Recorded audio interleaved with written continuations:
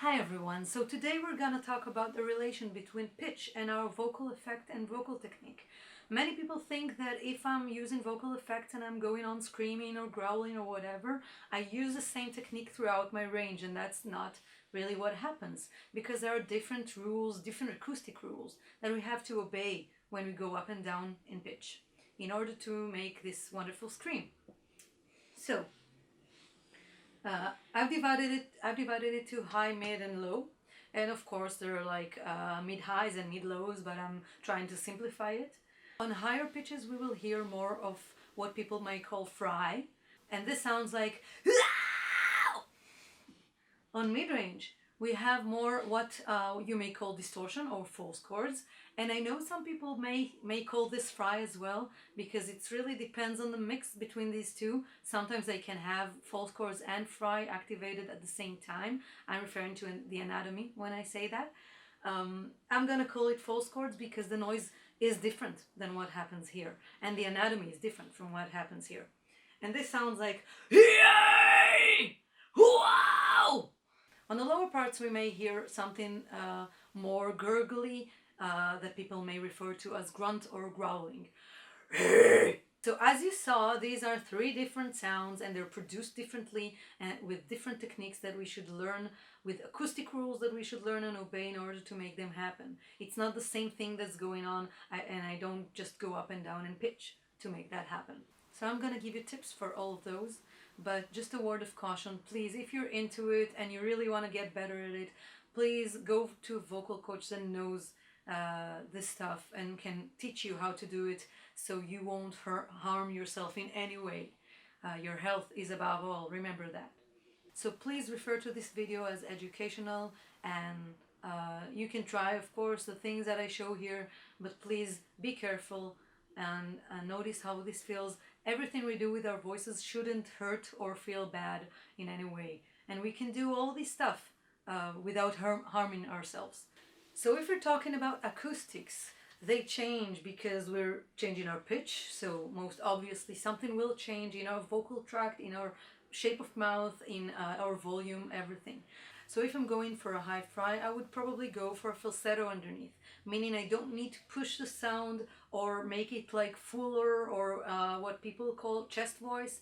I'm just going to do like hee, ah, and then I add the fry on top. Ah, ah, ah. And it's important to say that because many people feel the energy of this sound, and they think that they have to push the sound and make it like a fuller note, while underneath we're just going for a really small hollow sound when we're talking about, again, high pitches. With a distortion, or the distortion fry, whatever you may call it, we will go for a fuller voice. So my bass sound would be something like oh, oh, oh, oh. And with the low grunts, we will probably go again for a fuller voice. Hey, hey. So I'm not going for a light, small sound here. I'm going for a dark sound with some resonance in it. Well, and now let's talk about volume, and this is the most common pitfall of most of us, because we hear energy and we hear state of mind and we hear emotions, and we confuse that with volume.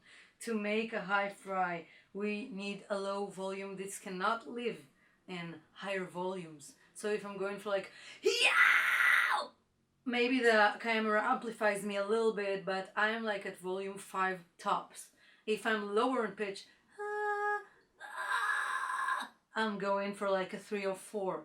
So this cannot live on higher volume, not above 5, maybe 6 as you go up, and you can gain a little bit more volume. Don't push it. This can be actually really harmful for you.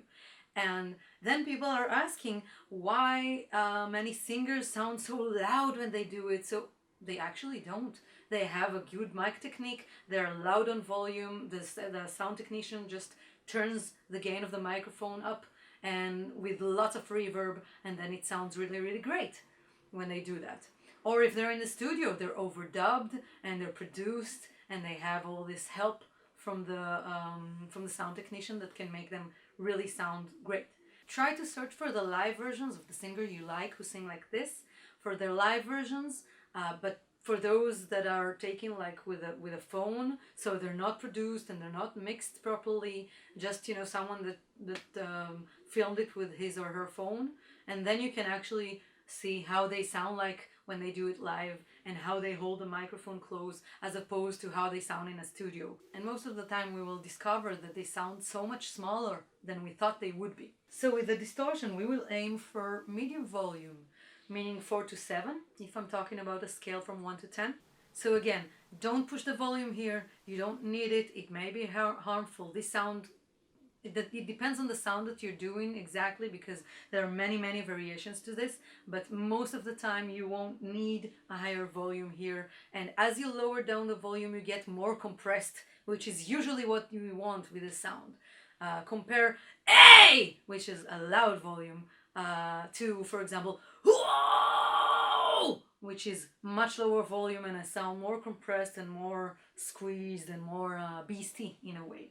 And with the low grunts, again, medium volume, you don't need to push it that high. So I would say volume 7 should be like your higher volume, whatever you do with vocal effects. You don't really need more than it. And then let's talk about the most important thing when we do vocal effects. One of the most important thing, which is the vowel that we're going for.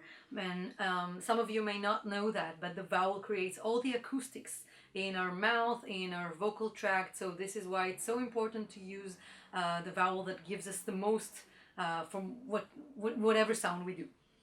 So for high fries, I would go for A as in apple. Ah! And for the mid distortion, I would go for O as in orange. Oh! Oh! And then we have like a, usually we would like that to be on a darker sound, on a more solid sound. So we don't want to sound all smiley and happy. We want like a closed thing. And as for the grunt, we can hear many singers going for the as in herb. And this might not be the most favorite vowel for you, but it's a really great vowel to practice. It gives us like lots of compression. So just compare if I'm singing as in herb, as opposed to O as in orange.